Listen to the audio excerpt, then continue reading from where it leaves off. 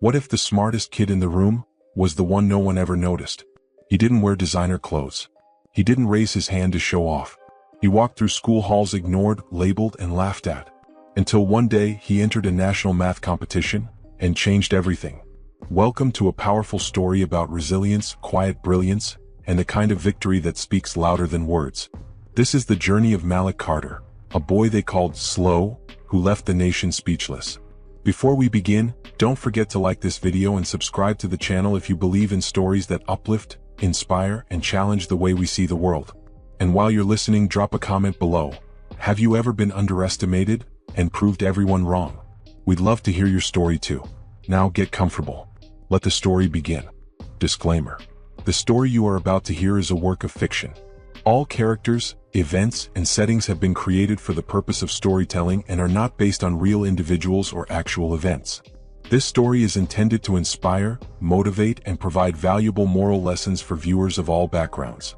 Any resemblance to real persons, living or dead, is purely coincidental. Viewer discretion is advised for those seeking factual representation. This video is designed for reflection, education, and emotional growth through creative narrative. Thank you for watching and engaging with stories that aim to uplift and empower. In the heart of San Francisco, a quiet black boy named Malik Carter walks the halls of his middle school unnoticed, often mocked and underestimated by classmates and teachers alike. Labeled as slow and unremarkable, he hides a brilliant mind and a deep love for solving problems. When he enters a prestigious national math competition, no one expects much. Not the judges, not the other participants, and certainly not the world watching. But what follows is a powerful journey of resilience, quiet genius, and a victory that stuns the nation. This is not just a story about winning a trophy. It's a story about breaking stereotypes, rising above silence, and proving that true brilliance often grows in the shadows, waiting for its moment to shine. Malik's journey will challenge what you believe about intelligence, leadership, and the power of being underestimated. Get ready to witness a story that begins in doubt but ends in undeniable triumph. The morning air in Bayview Hunters Point was brisk, the fog still hugging the tops of apartment buildings like a secret refusing to let go. Malik Thompson stood at the edge of his block, a backpack hanging off one shoulder, his shoes scuffed and laces frayed. He didn't mind the chill. He liked how quiet the world felt before it got loud. It was the walk to school that always gave him time to think. The cracked sidewalks felt like patterns. Broken concrete lines formed angles he mentally solved without even realizing. While most kids tapped away at phones or blared music through their earbuds, Malik counted the rhythm of his steps and imagined how they'd fit into an algorithm. Bayview Hunters Middle School stood like a fortress of rust-colored bricks, its outer walls painted with murals of local heroes and protest slogans that had long faded under the constant brush of San Francisco fog. Inside, the halls echoed with shouts, sneaker squeaks, and the slamming of locker doors. Malik moved through them like a shadow, present but unnoticed. He wasn't the kind of kid people looked at twice. His hair was always neatly brushed and his shirts, though faded, were clean. His quiet made others uncomfortable. In class he rarely raised his hand. He didn't compete to be the loudest. Malik watched. He observed. And he thought, deeply. In math class, Mr. Carraway scribbled equations across the board, his white chalk barely keeping up with the whirlwind of numbers. Most students groaned or glazed over. Malik sat at the back, copying every symbol but not to memorize. He was already rewriting the problems in his mind, reworking them into something elegant. Mr. Carraway noticed. Not at first but over time. He was a wiry man with silver curls and thick glasses that always slid down his nose. He had taught in this district for over 20 years and had seen hundreds of students cycle through his room, some brilliant, many broken. But Malik intrigued him. It began with a single assignment. A complex word problem meant to stretch their minds. Most students gave up halfway through. Malik turned in a page of pencil-written steps. No scratch-outs, no guesswork. Just a perfect solution. Mr. Carraway read it 3 times looking for signs of cheating. There were none. At lunch, Malik sat under the staircase with a half-eaten apple and a notebook cracked open. Other boys huddled in groups nearby, talking about video games, sneakers, or rap battles. They spotted him as they always did. "Yo, Malik the Meek," one kid shouted, a grin spreading across his face. "Still drawing little numbers in your secret love journal?" A few others laughed. Malik didn't look up. He turned the page and kept writing. "He probably writes love letters to calculators," another boy chimed in. They always mocked him. They didn't understand the language he loved. He never responded. It was easier that way. Later that day, when the final bell rang and the school exhaled its students into the fading sunlight, Mr. Carraway pulled Malik aside. The hallway was nearly empty, save for the janitor mopping in slow arcs near the water fountain. "You ever think about competitions?" he asked, leaning on his cane. Malik blinked. "Like sports?" The teacher chuckled. "Math. Real ones. National ones. Where the hardest problems in the country are thrown at students like you." "I'm not good at talking in front of people," Malik said quietly. "You don't need to talk," Mr. Carraway replied. "Just solve." Malik looked away. He thought about the laughter, the stares, the whispers. And then he thought about the numbers, the patterns, the perfect answers that sang in his head like music. "I'll think about it," he mumbled. Mr. Carraway smiled. That was all he needed to hear. That night, Malik sat by the window of his bedroom, knees pulled to his chest, a desk lamp casting golden light over his notebook. Outside, the city buzzed and shimmered, the glow of downtown skyscrapers barely visible beyond the curve of the hill. Inside, he was deep into a proof, one even Mr. Carraway had warned was advanced. It didn't matter. Malik saw the path. He always did. Each number a step. Each symbol a signpost. As he wrote, his pencil never paused. Downstairs, his mother returned from her shift at the hospital, too tired to talk much. She peeked into his room, offered a soft smile, and left him to his scribbles.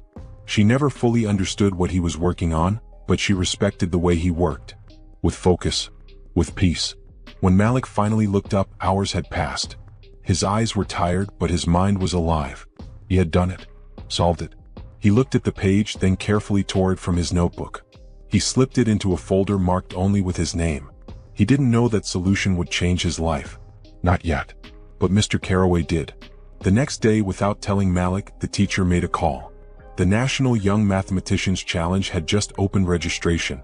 And this year, for the first time, a kid from Bayview Hunters Point would have a chance. Malik's name was on the list. He just didn't know it yet. The following week unfolded like a normal one. Morning fog, math class, cafeteria taunts, then home. Malik continued solving problems in his spiral notebook, unaware of the ripples being set in motion on his behalf. Mr. Carraway was the kind of teacher who rarely bragged, but when he faxed Malik's solution to the regional director of the math competition, he couldn't stop smiling. The reply had come swiftly. The director called him directly, voice tight with disbelief. "Are you sure this is an 8th grader's work?" Mr. Carraway didn't hesitate. "I watched him write it." The director paused, then said, "He's eligible for the National Young Mathematicians Challenge. The final round is at Stanford in 4 weeks. We'll email the confirmation and test packet." The next day, Mr. Carraway slipped a crisp manila envelope onto Malik's desk at the end of class. He said nothing, just gave a nod, then turned back to the whiteboard. Malik opened the envelope slowly. His name was printed in neat serif letters at the top. Malik Thompson, National Finalist. His breath caught in his throat. He stared at the words, read them again, then again, like they might vanish if he blinked. The whispers began by third period. Kids in class passed around half-truths and rumors. Some said he was being kicked out for cheating. Others said he was transferring schools. One girl claimed she saw him cry in the office. Malik kept his head down and said nothing. In gym, a boy named Trayvon slapped him on the back. "Yo, Malik, the Meek is going to Stanford? You about to clean the bathrooms or what?" Laughter echoed off the locker doors. Malik didn't answer. He tied his shoes tighter and walked to the far end of the basketball court. His heart thudded, not from the insult, but from the weight of the truth. He was going to Stanford, but not for janitorial work. He was going to solve the hardest problems in the country. At home, his mother stared at the letter for a long time. She'd always known Malik was special. Not in the flashy way that earned trophies or applause, but in the quiet, relentless way of someone who knew. She folded the paper gently and placed it under a magnet on the fridge. "You'll need new clothes," she said softly. "You can't wear those to Stanford." Malik looked down at his hoodie. It was clean but worn. He nodded. The next Saturday, they took 2 buses across the city to a thrift store near Market Street. She let him pick 2 button-up shirts and 1 pair of khakis that still had tags. At the register, she handed over cash from a white envelope labeled rent. Malik noticed but said nothing. On the way home, she gave him a sideways glance. "They might not look like you," she said. "They might not sound like you either. But numbers don't care who's holding the pencil." Malik didn't say much. He just held the bag close to his chest. Back at school, the tone changed. Some kids started asking questions, careful not to sound too impressed. You really going? What kind of test is it? You get to miss school for it? Malik answered in short bursts. He didn't want attention. But attention had found him anyway. Even the teachers started treating him differently. His science teacher asked if he wanted extra lab time. His history teacher called him Mr. Thompson during roll call. The principal stopped him in the hallway and offered a firm handshake. It was strange. Like he had become someone else without doing anything new. One afternoon, Mr. Carraway invited him to stay after school. Malik assumed it was for extra prep work. But when he entered the classroom, there was a stack of envelopes on the desk, all addressed to different cities. What's that? Malik asked. Practice tests, Mr. Carraway said. From past competitions. They're not just about getting the right answer. They want to see how you think, how you explain your process. That's where most kids trip. Malik sat down. The desks were empty. The sun outside had begun to set, painting long golden stripes across the floor. For the next 2 hours, he solved problems while Mr. Carraway read quietly nearby. Occasionally, the teacher would lean over and circle something on Malik's page. Too many words. Keep it simple. This part is brilliant, explain it more. Watch your notation. Neatness matters. By the time the sky outside turned purple, Malik had gone through 3 full problems, each more complex than the last. You're doing something rare, Mr. Carraway said quietly. Don't let the noise distract you. Malik looked up. What if I mess up? Mr. Carraway leaned on the desk, eyes calm. You're not there to prove them wrong, he said. You're there to show them the truth. That's bigger than winning. The classroom was quiet after that. Just the sound of a pencil moving across paper. The days passed quickly. Each night, Malik worked through problems by the glow of his desk lamp. He taped practice questions to the wall, drew diagrams on sticky notes. He even started dreaming in numbers. Once, he woke up and wrote down a full solution before sunrise. On the Friday before the competition, the school held an assembly. The principal stood at the mic, calling Malik's name with pride, voice booming across the auditorium. Let's give a round of applause for our very own Bayview genius, representing us at the National Young Mathematicians Challenge. There was clapping. Some of it was real, some forced. Malik stood beside the stage in his new button-up shirt, eyes low, fingers fidgeting in his pockets. He didn't smile. He didn't wave. When the assembly ended and the crowd poured out, Malik found a quiet corner behind the bleachers and sat alone. He didn't like spotlights. He liked pencil marks and graph paper. His mother picked him up early from school that day. They stopped for dinner at a small corner diner and shared 1 plate of fries and 2 sodas. She told him she was proud. He nodded and said thank you. Later that night, before bed, she walked into his room and kissed his forehead. Make them see what I see, she whispered. Malik turned off the lamp. Tomorrow was the trip to Stanford. The start of something new. He laid in bed, hands folded on his chest, and stared at the ceiling. He didn't know who would be sitting across from him in that competition room. He didn't know how they'd look at him, what they'd think, or how they'd judge. But he knew what he'd do. He'd solve. The sun had barely begun to rise when Malik and his mother arrived at the pickup point, a small parking lot behind the school. The charter bus waiting there was sleek, gleaming silver in the early morning haze. A few other students were already boarding, their parents chatting with the school officials who'd volunteered to chaperone the trip. Malik clutched his backpack, filled with sharpened pencils, a spare calculator, and the folder where he kept Mr. Carraway's notes. He wore the least wrinkled of his thrifted button-ups and the khakis they'd ironed the night before. His mother pulled his jacket collar straight, brushing imaginary lint from his shoulders. You'll be okay, she said. Her eyes glistened, but she smiled. You were born for this. He nodded, hugged her, then turned and climbed onto the bus. The ride from San Francisco to Palo Alto took just over an hour, but Malik barely noticed. He sat by the window watching the city fall away, replaced by sleek highways and stretches of trees. The other students on the bus came from different middle schools across the district, each one chosen for something they'd excelled in. A few were there for science, others for writing, but all of them had heard of the math kid from Bayview. Whispers drifted through the seats. That's him. Didn't think someone like him would be going. He must have guessed all the answers or something. Malik pretended not to hear.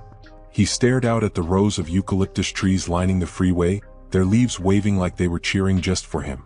When the bus pulled into the Stanford campus, Malik's breath caught.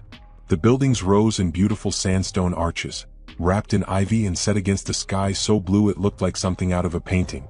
Wide lawns rolled across the grounds, dotted with students on bicycles, professors carrying briefcases and researchers pacing with coffee cups. They were led into the mathematics department building, a towering structure with glass walls and spiraling staircases. Inside, the ceilings were high and polished, the air faintly smelling of books and dry erase markers. Malik and the others were ushered into the orientation hall, where a large banner read, "National Young Mathematicians Challenge, Final Round." Rows of tables were already arranged, each with a name tag, 2 pencils, a fresh legal pad, and a small placard with a contestant number. The walls were covered in framed portraits of famous mathematicians, black and white faces that seemed to watch the students as they entered. Malik found his seat at the far end of the room. Contestant number 43. He pulled out his calculator and checked the battery twice. Around him, the other students, mostly white or Asian, all dressed in sharp polos or preppy school uniforms, settled in with ease. A boy across from him leaned back and smirked. "Hey, you lost." Malik didn't respond. The boy laughed and leaned over to the girl beside him. "Thought this was a math contest, not a charity program." She didn't laugh. She looked at Malik, then quickly looked away. The judge entered, a tall man with a bald head and a firm walk, trailed by 2 assistants carrying stacks of papers. The room quieted immediately. He stepped up to the podium, tapped the mic once, and cleared his throat. "Welcome to the final round of this year's National Young Mathematicians Challenge. Today you'll face 8 problems. They increase in complexity and depth. The 8th, known traditionally as the last problem, has not been solved correctly in the past 7 years." He paused, looking over the room with sharp eyes. "Each problem is designed to test more than your memory. We are looking for clarity of thought, strength of logic, and the ability to explain your process in writing. You will have 3 hours. Once you are finished, remain seated until we collect all papers." He looked down at the timer on the wall. "You may begin." A faint beep echoed through the room, and then it began. The rustling of papers. The scratching of pencils. A collective breath held tight by dozens of young minds. Malik turned over the first page and read the problem. His eyes scanned quickly, brain already arranging the variables. He moved with precision. While others paused to underline or reread, he was already scribbling out the first answer, writing each step clearly. By the time he reached problem 4, the tension in the room had grown. A girl nearby cursed under her breath. One boy slammed his pencil down, face pale with frustration. Malik didn't flinch. He was in his zone now, each problem unfolding like a story he'd read before, told in a different dialect. When he turned to problem 8, the last problem, the page looked different. The type was smaller. The language dense. It described a number theory paradox involving primes and recursive functions. Even the instructions were more of a riddle than a question. Malik read it once, twice. He closed his eyes. In his mind, the numbers began to dance. He saw the pattern, not immediately but like the outline of a figure slowly forming in mist. He picked up his pencil again and began to write, not just an answer but a journey through the problem, mapping every shift, every logical turn, every hidden doorway. The room around him blurred. He didn't hear the sighs, the clock ticking, the students giving up one by one. He didn't notice the judge watching him from across the room, eyebrows slowly rising in surprise. When he finished, Malik looked at the time. 10 minutes left. He reread every line, cleaned a smudge, straightened the paper stack, then set his pencil down and folded his hands. 3 minutes later, the beep sounded again. Pencils down. Chairs creaked. A few students groaned. The assistants began collecting papers. Malik watched them walk up and down the rows. Some students looked proud. Others looked broken. He sat still. The smirking boy from before glanced at Malik's paper as it was collected. His eyes widened. "You actually wrote a whole answer?" Malik turned to him and said quietly, "I solved it." The boy stared. Malik didn't wait for a reply. A judge came by, whispered something to the head facilitator.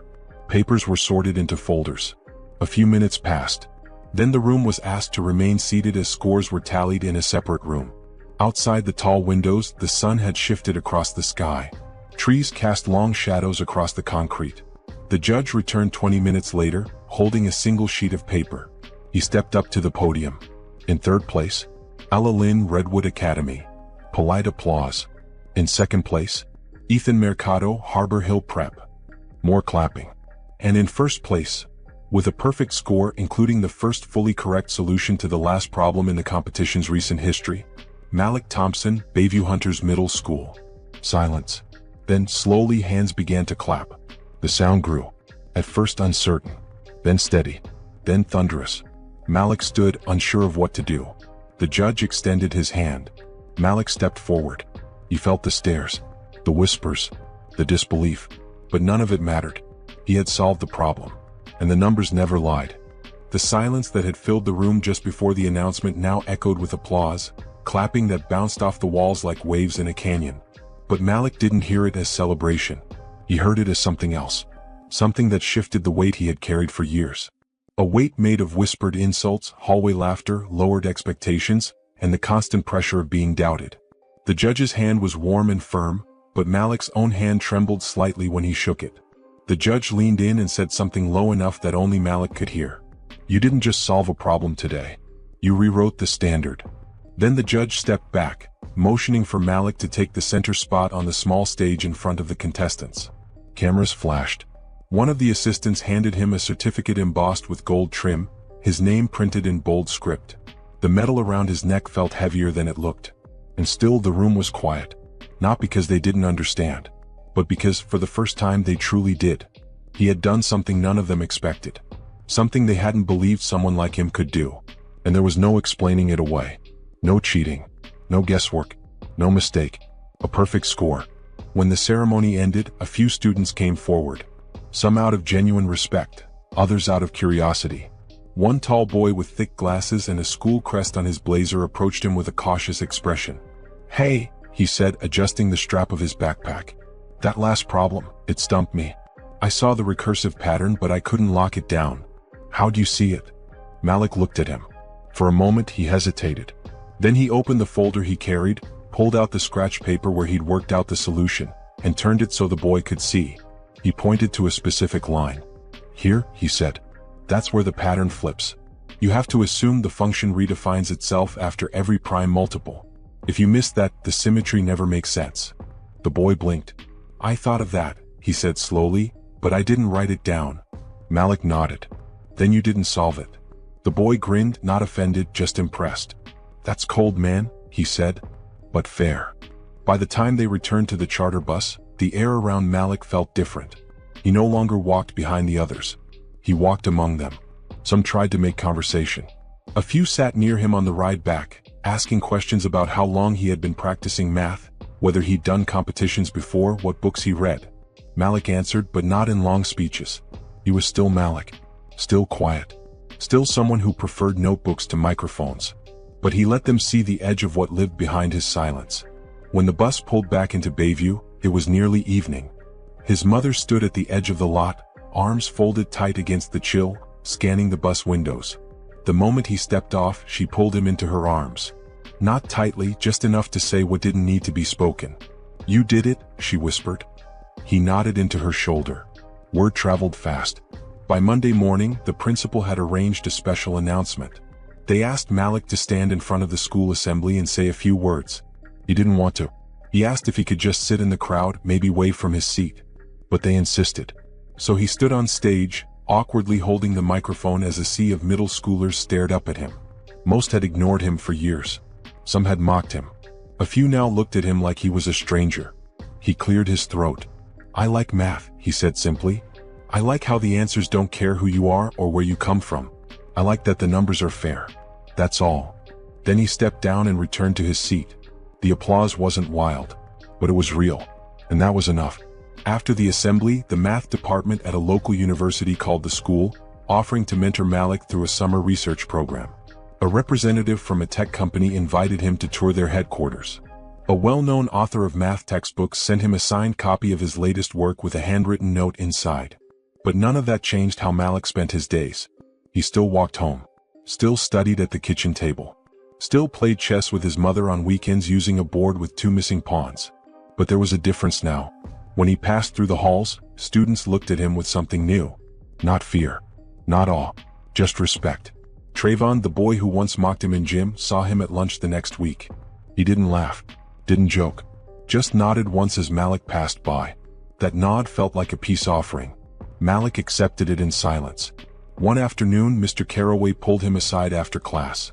"I watched the awards video," he said. "You looked uncomfortable." Malik shrugged. "I wasn't used to it," Caraway nodded. Fame's strange. But don't let it distract you. The world's full of people who think they know your limits before you've even begun. You've proven they're wrong. Now keep proving it. He handed Malik a new booklet. Advanced problems, the kind most high school seniors struggled with. Malik smiled and tucked it into his backpack. That night, he sat by his bedroom window, a small lamp glowing beside him, the city humming quietly outside. He opened the booklet. On the inside cover, someone had written in clean, even script, "Let the silence of doubt be broken by the clarity of truth." He picked up his pencil and began to work. The numbers danced across the page. And this time the world was watching. The days that followed moved both quickly and slowly. Malik returned to his routine, but now the world seemed to lean in closer. People who had never spoken to him before stopped to ask questions. Teachers lingered by his desk longer than usual, offering suggestions for math clubs or contests. Even the janitor, Mr. Jensen, gave him a thumbs up as he swept the hallway one morning. But Malik remained careful. He didn't let the attention change his stride. If anything, he walked a little slower now, listening more, watching who stared and who smiled, who still whispered when they thought he wasn't looking. At home things shifted too. His mother had started leaving newspaper clippings on the kitchen counter. Articles about his win, printouts of emails from local educators, even a congratulatory letter from the city's school board. Malik read each one, then tucked them into a shoebox under his bed. But the letter that changed everything came on a Thursday afternoon, slipped quietly into the mail slot among bills and circulars. The envelope was heavy, cream-colored, embossed with a small red seal in the corner. Malik stood at the door, staring at it for a long moment before he opened it. The letter had read, "Stanford University, Department of Mathematics." His breath caught. The letter was handwritten. "Dear Mr. Malik Thompson, we had the privilege of reviewing your recent performance at the National Young Mathematicians Challenge. Not only were we deeply impressed, but we were moved by the clarity, originality, and elegance of your approach to the final problem. We are extending an invitation for you to participate in our summer pre-collegiate mathematics research program.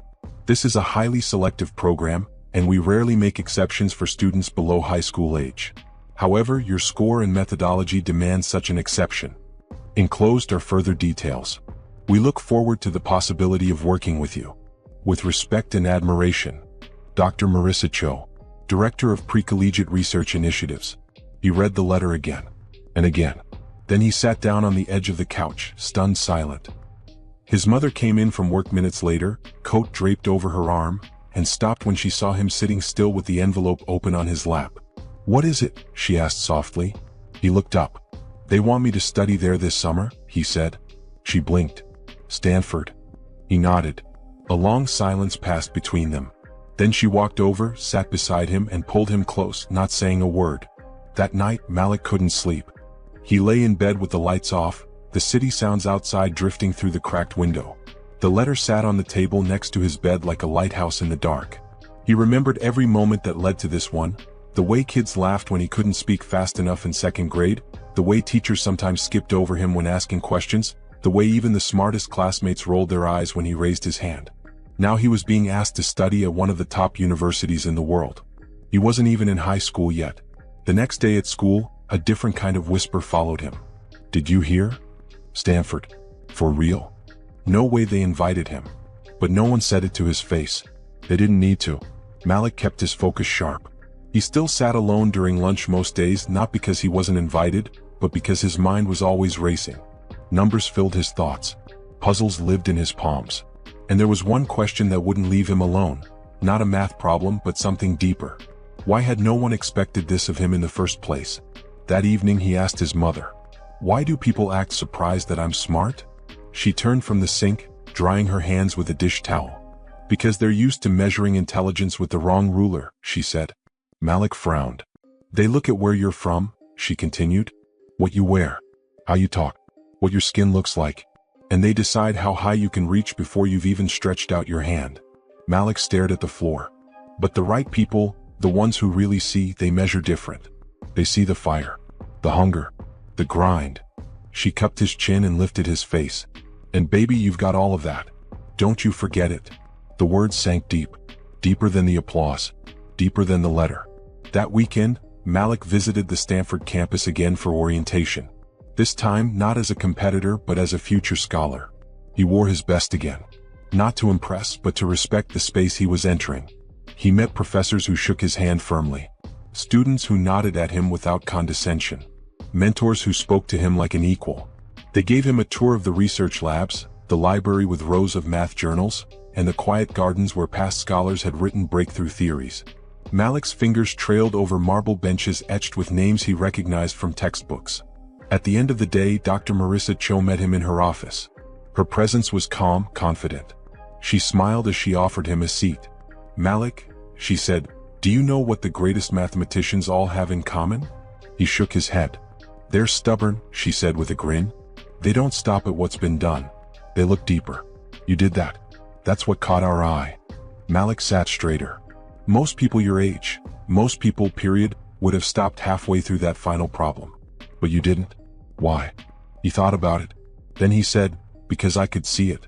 I just had to trust that it would make sense eventually." She nodded, her smile deepening. "That's the beginning of every great discovery."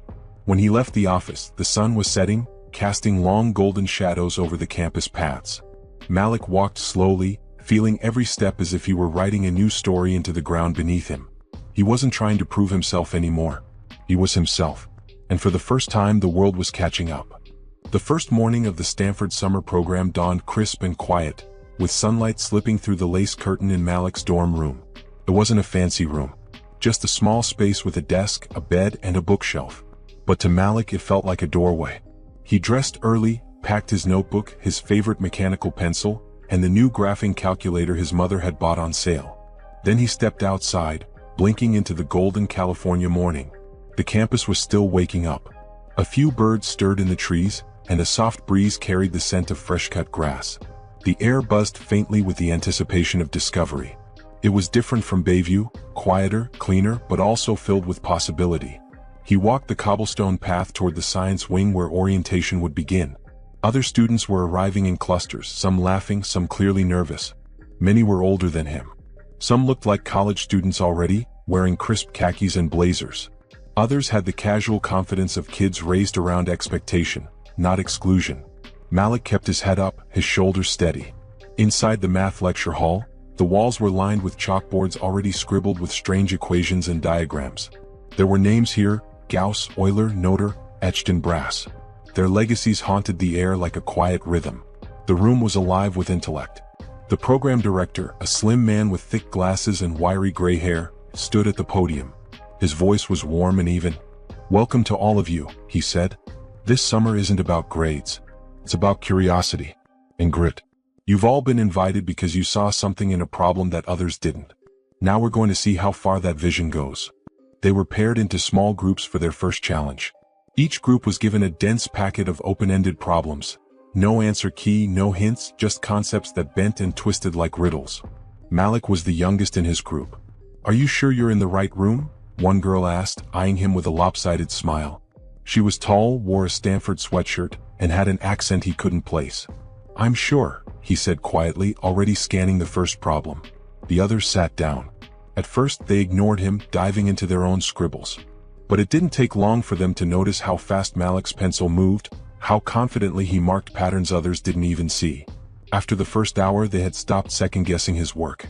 After the second they were asking him questions. By the end of the day he had led them through two of the hardest problems, explaining his steps with clarity that made even the grad student mentors pause at their tables. The girl who had doubted him earlier looked up and said, "You see the math like it's breathing, don't you?" Malik just nodded. Every day after that he woke early, sat in the library before session started, and worked through problems he wasn't assigned. He read dense journals, translated complex theorems into his own notes, and sometimes just sat under a tree sketching shapes he saw in the branches. One afternoon, while walking past the research wing, Dr. Cho found him alone in the courtyard, scribbling in a worn notebook. She leaned over. "What are you working on now?" she asked. Malik looked up. "I'm trying to model the movement of shadows across buildings at different times of the year. There's a symmetry I haven't figured out yet." She smiled wide. "You're building a solar mapping function?" He nodded. "Kind of. It's not for class. I see it when I walk." Her eyes softened. "That's what real mathematicians do," she said. "They see things others miss." By the third week of the program, he'd caught the attention of guest lecturers and professors. One invited him to join a graduate seminar on combinatorics. Another asked him to help test run an algorithm built for energy grids. He understood pieces of it, not all. But they didn't expect him to know everything. They expected him to reach. And Malik did. He reached further every day. Past what he'd been told. Past what he thought was possible. He no longer sat on the edge of rooms. He sat in the middle, asked sharp questions, and sometimes even challenged the answers. He made a few friends too. Jaden from Seattle, who loved number theory and played jazz piano at night. Lila from New York, who solved logic puzzles faster than anyone he'd seen. They didn't look at him like a novelty. They looked at him like a peer. One night, after a long study session, Jaden turned to him. "Bro, I gotta say you're scary good. Like, genius in a hoodie good." Malik laughed. A small one but real. "I've just been working a long time," he said. The summer rolled forward like a tide, steady and full. Malik grew. Not taller, not yet, but deeper. He learned to write proofs that filled pages, to argue respectfully with mentors, to explain abstract concepts using metaphors only he could see. At the final presentation ceremony, each student had to showcase a project they developed during the program. Malik stepped to the front of the auditorium, projector ready, his slides simple but precise. He titled his project Patterns in Natural Shadow Movement, a model for predictive light analysis in dense urban environments. When he finished, the room was quiet for a moment. Then came applause. Not just polite but appreciative. A few professors leaned in, whispering to each other. One clapped with both hands raised high. Afterward, Dr. Cho found him backstage. "There's a graduate fellowship for this kind of work," she said. "When the time comes, I want you to apply." Malik nodded. "I will." She paused. "I hope you know," she said gently, "you've changed some minds this summer, including mine." He blinked. "Yours?" She smiled. "I knew you were brilliant," she said, "but I didn't know you'd be this fearless." He looked down, then met her eyes. "I wasn't fearless," he said. "I was just tired of pretending not to be smart." The summer ended with the kind of sunset Malik would remember for years, long streaks of orange and gold stretching across the sky like brushstrokes. The Stanford campus, so alive with ambition and quiet brilliance, faded into soft shadows as students packed up and returned to their lives. Malik stood outside the dorm, his backpack slung over one shoulder, clutching a worn binder thick with notes, sketches, and ideas still unfinished. His mother's car was parked at the curb, the engine running low and steady. She stepped out as he approached. Her eyes searched his face. "Different," she said simply. He nodded. Inside the car, the silence between them was warm. Malik stared out the window as the buildings of Palo Alto slipped away and the familiar edges of Bayview reappeared, cracked sidewalks, corner stores with peeling paint, murals on brick walls that had watched over him since he was little. But something had shifted. It wasn't just that he had changed. It was that now he could feel it in how people looked at him, with more pause, more interest. Some with pride, others with disbelief. Whispers turned into greetings. The corner barber even gave him a free cut, calling him "our genius boy," like a badge of honor. Still, school was waiting. And with it came a new level of attention. When Malik walked through the front gates on the first day of 8th grade, a hush fell over the courtyard. It was like someone had turned the volume down on the world. Kids turned, watched him pass. Even the loud ones grew quiet. "Yo," someone muttered under their breath. "That's the math kid. The one from Stanford." "No way." "Swear." He beat out high schoolers. College kids too. Malik kept walking. He found his way to his usual seat in the back row of homeroom. But this time the desk next to him didn't stay empty. A boy he barely knew sat beside him. "Mind if I join you?" he asked, and Malik shook his head. Later that week, the principal called him into her office. The space smelled of lemon cleaner and soft vanilla candles. She smiled at him with a kind of pride usually reserved for athletes or valedictorians. "We'd like to highlight your accomplishment at the next school assembly," she said. "Your story is powerful." Malik shrugged. "I didn't win for a story. I just solved problems." "That's exactly why it matters." The assembly was held in the gym, with students packed into bleachers and staff lining the walls. Malik stood under the high lights, dressed simply, hands in his pockets. The principal spoke first, announcing him as a local talent, a brilliant young man, and a reminder that genius doesn't always wear a label we expect. Then she handed Malik the mic. He took it slowly. The room was still. "I used to think being smart meant sounding like someone else," he said. "Talking fast, using big words, wearing certain clothes. A ripple of recognition moved through the crowd. But it's not about any of that. It's about how you see things. How you keep seeing things even when no one else does. His voice didn't rise. It stayed calm, steady. I wasn't supposed to win anything. Not where I'm from. Not how I talk. But I saw the problem. And I didn't give up until I solved it. Silence. Then thunderous applause. Afterward, a few students approached him. Some just nodded. Others asked if he could help them with math. One girl whispered, "I used to think I was dumb too." He smiled. That afternoon, Malik walked home slowly, letting the wind push against his face. The neighborhood looked the same, corner store lights flickering, buses hissing to a stop, but something in the air felt different. He wasn't invisible anymore. At home, he pinned the Stanford letter on his bedroom wall next to the math competition certificate. His notebook sat open on the desk, filled with new ideas. Algorithms, game theory models, notes on architecture and fractals. He had plans now. Not just dreams but steps. One night, as he stood on the fire escape watching the moon rise, his mother opened the window behind him. "You good?" she asked. He nodded. "Still thinking about the next problem?" "Always," he said. She smiled. "You gonna rest at some point?" Malik turned to her, eyes lit with something that had nothing to do with stars. "Maybe. But not now." He looked back at the sky. Because the boy they once called slow, the one they laughed at in the halls and ignored in class, had become a name whispered across lecture halls. A name that appeared in conference notes, in student forums, in letters passed from one department to another. He had become more than they expected. And he was just getting started. Malik's acceptance into the National Youth Mathematics Invitational came in a slim envelope, plain and unassuming. But when he opened it, the air in his room changed. He ran his fingers over the embossed letters slowly. "You have been selected to represent California in the National Youth Mathematics Invitational, to be held in Washington, D.C. He didn't say anything at first. Just stared at the letter while his heartbeat thudded in his ears. Then he walked into the kitchen and handed it to his mother. She read it, blinked and looked up at him. "D.C.?" she whispered. He nodded. Her hands trembled as she folded the letter carefully, then pressed it to her chest. "They're going to know your name." The weeks that followed blurred into motion. There were forms to fill out, virtual orientations to attend, a special California team hoodie mailed to his house.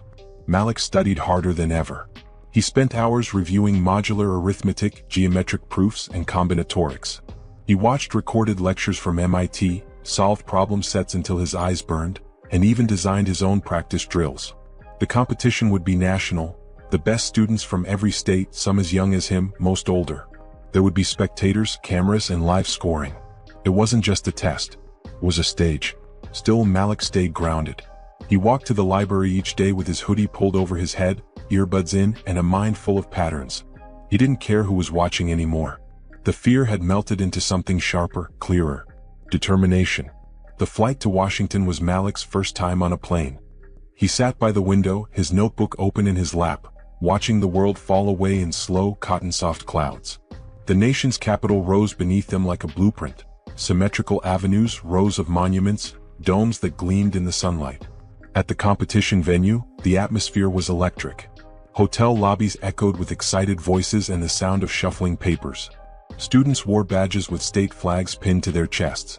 Some were dressed like scholars, others like tech startup prodigies. And almost all of them noticed Malik. They saw his scuffed sneakers, his plain clothes, his California badge, his brown skin and soft voice. Some nodded politely. Others dismissed him with a glance. One boy from Connecticut whispered to his teammate as Malik walked by, "Must be here to make the diversity quota." Malik heard it. He didn't turn. Didn't react. He just kept walking, his grip tightening on the strap of his bag. The night before the competition, Malik sat in his hotel room, staring at the ceiling. The air conditioning hummed softly. His mother had called to wish him luck. So had Dr. Cho. Jaden had texted from Seattle, writing, "You got this. Show them who you are." Malik opened his notebook and wrote one sentence in big block letters at the top of a blank page. The numbers never lie. Then he closed the book and went to sleep. Morning arrived with golden light filtering through heavy curtains. Downstairs, the competition hall buzzed with tension.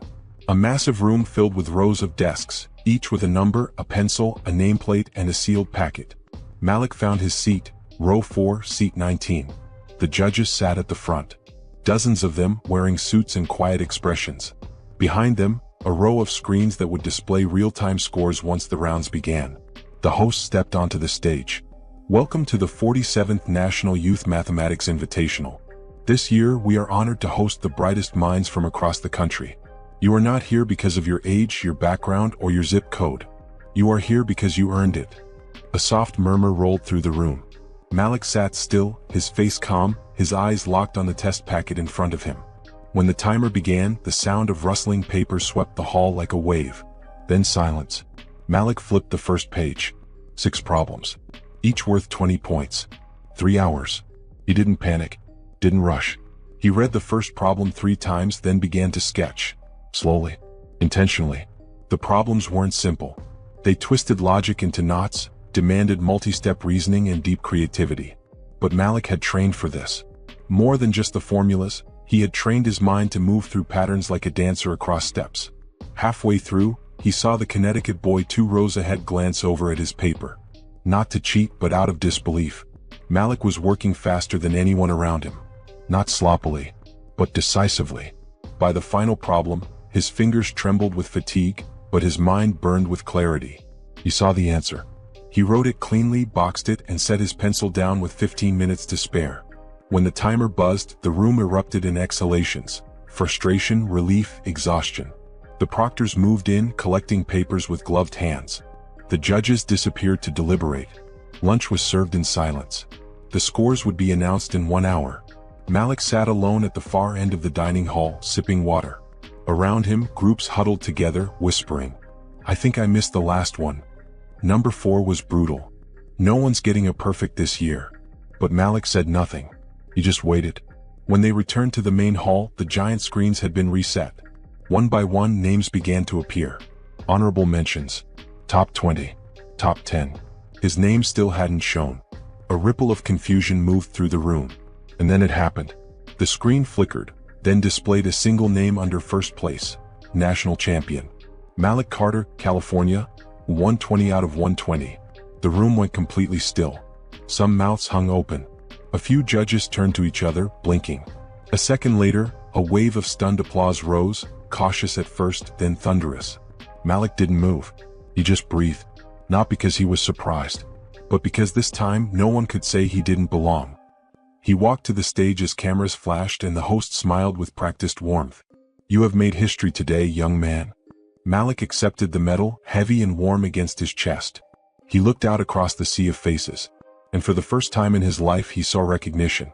Not curiosity, not pity, but respect. He didn't smile. He just nodded, because the numbers had never lied. And now the world couldn't either. The headlines the next morning weren't loud, but they were undeniable. Bayview math prodigy shocks nation with perfect score. Local boy rises to the top at National Invitational. Malik Carter, the silent genius of San Francisco.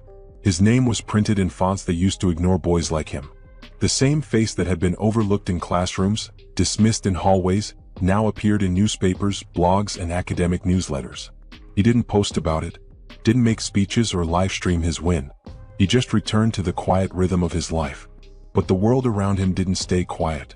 At his school, the principal had a banner printed. It stretched across the main building's front wall. Welcome home, national champion Malik Carter. Reporters called. One even knocked on his front door. His mother answered, polite but firm. He's resting. And he's got homework. It was true.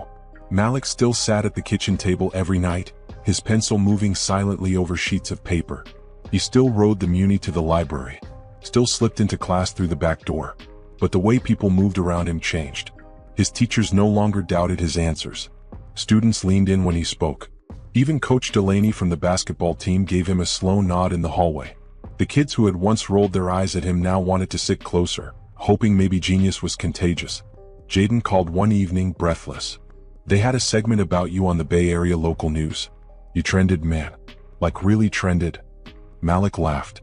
Just once. That was enough for Jaden to keep going. You know what this means, right? Scholarships. Internships. They're gonna start calling you, not the other way around. But Malik had already thought past all that. He was thinking about building. Not just his future, but something bigger. He started spending time with Mr. Pena, a math teacher who had taught at the school for over 20 years.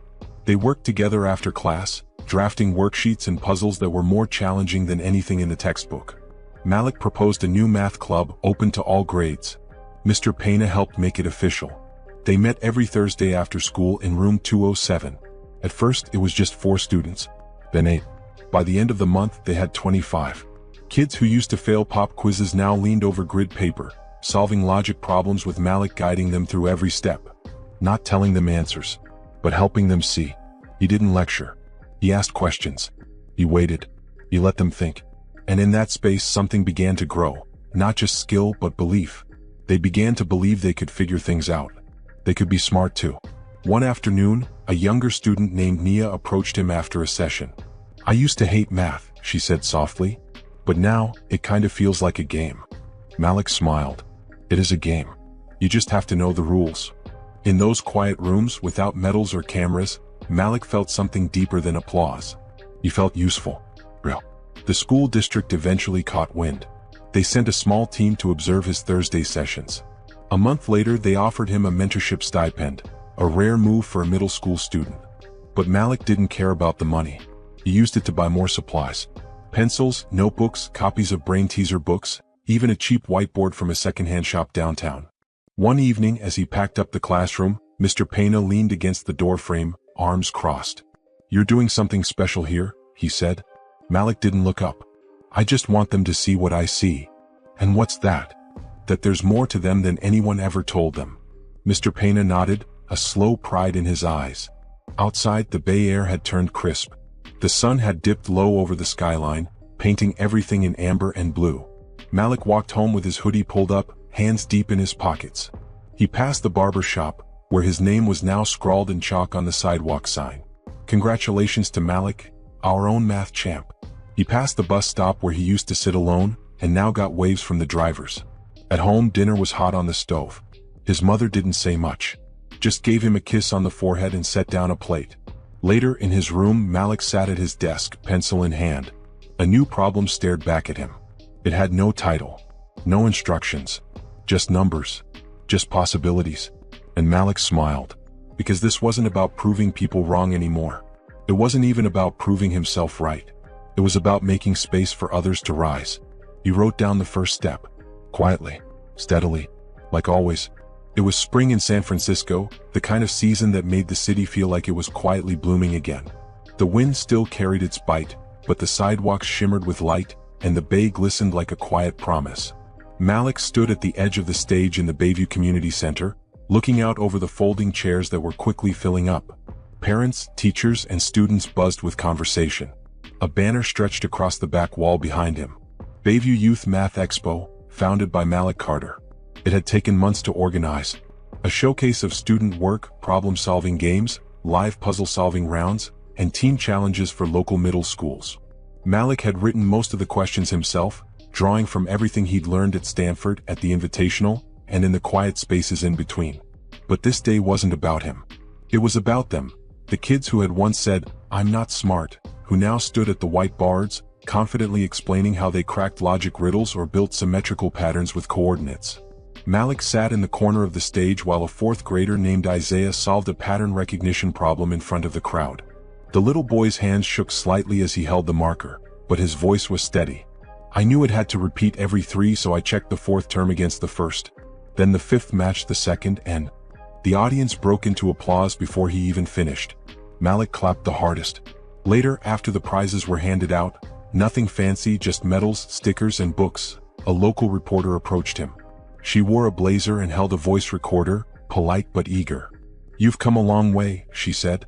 "Do you ever think about how far you've risen? From the kid they thought couldn't keep up, to this?" Malik gave a small smile. "I think about where I'm going next," he said. She nodded. "Is that another competition?" He shook his head. "A school. A program. A community. Something that doesn't disappear when the medals do."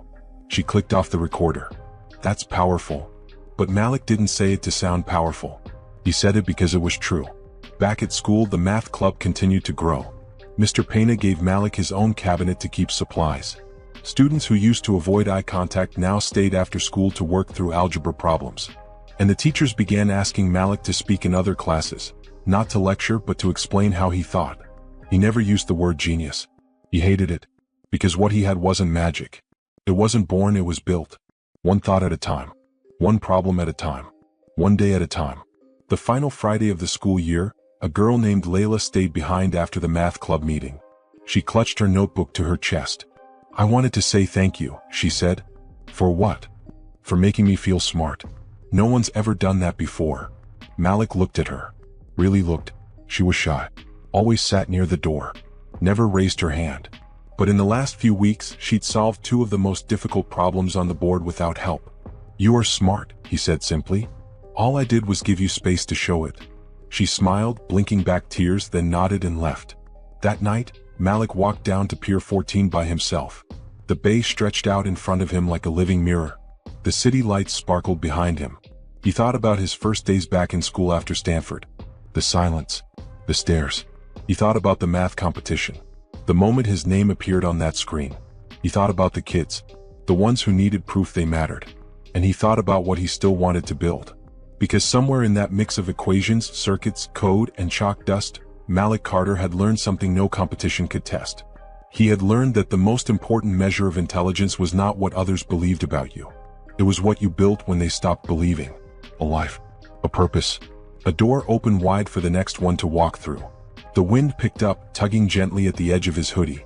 Malik turned from the water and walked home. Not to rest. Not to retire. But to get ready. Because the world had just seen what he could do. And he was only getting started. The end. Here are 7 moral lessons that can be drawn from Malik Carter's journey. 1. Intelligence isn't always visible, and shouldn't be judged by appearances. Malik was often dismissed because of how he looked, where he came from, and how quiet he was. But true intelligence isn't measured by clothing, popularity, or how loud someone speaks. It lives in persistence, observation, and quiet thought. 2. Belief in oneself is more powerful than others' opinions. Even when teachers, students, and competitors doubted him, Malik chose to trust in his own abilities. His internal confidence, built through discipline and reflection, became his shield against rejection and mockery. 3. Hard work can outshine raw talent when it's consistent and intentional. Malik didn't win because he was a genius. He won because he studied relentlessly, stayed curious, and sought improvement every single day. His victory was built, not given. 4. Quiet leadership can change lives.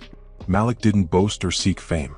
Yet by starting the math club, mentoring others, and creating the Bayview Youth Math Expo, he empowered an entire community of students who had once been overlooked. True leaders don't always stand in the spotlight. Sometimes they build it for others. 5. Prejudice limits the potential we see in others. Many people underestimated Malik based on stereotypes, assuming he wasn't smart, didn't belong, or was only present for diversity. This prejudice blinded them to his brilliance. The story challenges us to confront our own biases and look deeper. 6. Recognition is meaningful, but impact is lasting. Winning the national competition brought Malik respect and recognition, but what mattered more was how he used his success. He focused on giving back, mentoring others, changing minds, and creating new opportunities for kids like him. 7. The most powerful victories are personal. For Malik, the greatest achievement wasn't the perfect score. It was walking into his school and knowing that the world couldn't ignore him anymore. His story reminds us that quiet, personal wins, self-belief, purpose, and growth are the ones that shape our lives most deeply. Thank you for watching and listening to this powerful story. We hope Malik Carter's journey reminded you that true brilliance doesn't always shout. Sometimes, it grows in silence and rises when the world least expects it. If this story moved you, inspired you, or made you think differently, don't forget to like this video and subscribe to the channel for more stories that uplift, motivate, and open minds. We'd love to hear from you, so please leave a comment below. Tell us your thoughts or share your own story of being underestimated and rising above. And if you're looking for more inspiring narratives like this one, be sure to check out the other videos on our channel. Your next favorite story might be just one click away. Thanks again, and until next time, keep believing in the power of your story.